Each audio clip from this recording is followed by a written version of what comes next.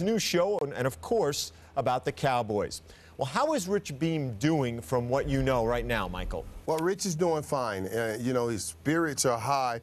I spoke with his wife, Michelle, and got a chance to spend time with his little boys. He has 2 little boys and a 7-week-old daughter. So, you know, my heart went out to him in that unfortunate accident. So at the premiere last Thursday, we did do a fundraiser for him and his family. They were so appreciative. And people came out, and I appreciate the people coming out. We got a chance to raise a little over $100,000 for Rich Behm and his family. So hopefully that'll help. Well, a great act of generosity on your part there. Your new reality series, 4th and Long, debuts tonight. Contestants competing for a spot on the Cowboys training camp roster. But candidly, what are the chances the winner makes the Cowboys opening day roster, Michael? Yeah, this always amazes me that people say, oh, can this guy really make the team? Yes, he can. Talent in the NFL, think about it, both ways now. Even that first pick in the draft, you get that guy, Matthew Stafford, you send him to a place like Detroit. They don't teach him how to play the game. If they don't teach him how to study the game, then he too in 3-4 years will be calling him a bust. We're on the other end of the spectrum. We're not talking about first picks in the draft. We're talking about guys that probably wouldn't get that chance to go to training camp, but he has talent. We take that guy and we give him the right nurturing. We teach him how to study, how to practice, and I guarantee you that guy will have an opportunity to play football with the Dallas Cowboys. Okay, you know we've got to ask you about your old team now. The Cowboys released Terrell Owens this offseason, obviously. Why do you think Jerry Jones made the move?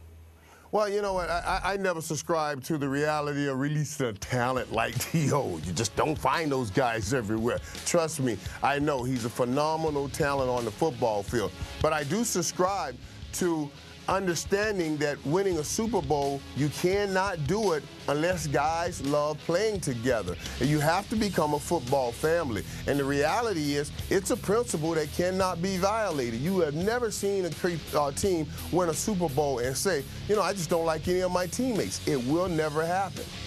How is the team better without Owens beyond chemistry?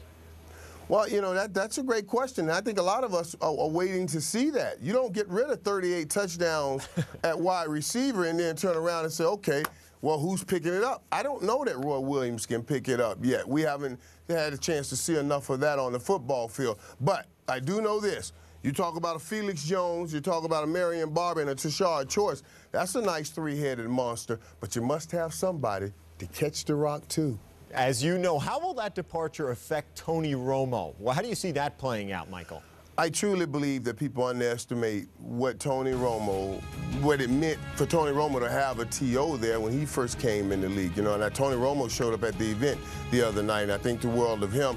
But that chemistry, that early on confidence that he had letting that ball go and T.O. picking that ball up, I want to see how he responds now without T.O. being there, without that big play guy. Remember, Tony Romo is not a methodical quarterback, not a 3, 5, 7-step drop guy and let the ball go.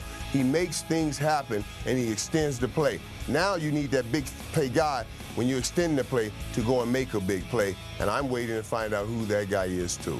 You mentioned the name a little bit earlier, Roy Williams, very successful as the #1 receiver in Detroit. What's the biggest difference? You can stop right there. I can tell you right now. It's a difference when you're a #1 receiver on an 0-16 team or a team that's probably not expecting to do much better than 0-16.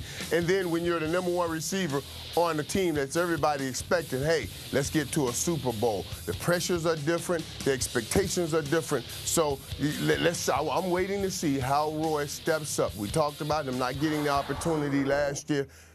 Trust me, he will get many opportunities this year. Michael Irvin, thanks very much for spending a few minutes with us. As always, we appreciate it, and best of luck with the show. It's always good to be on the air of ESPN. Thank you, guys. 4th and Long, Dave.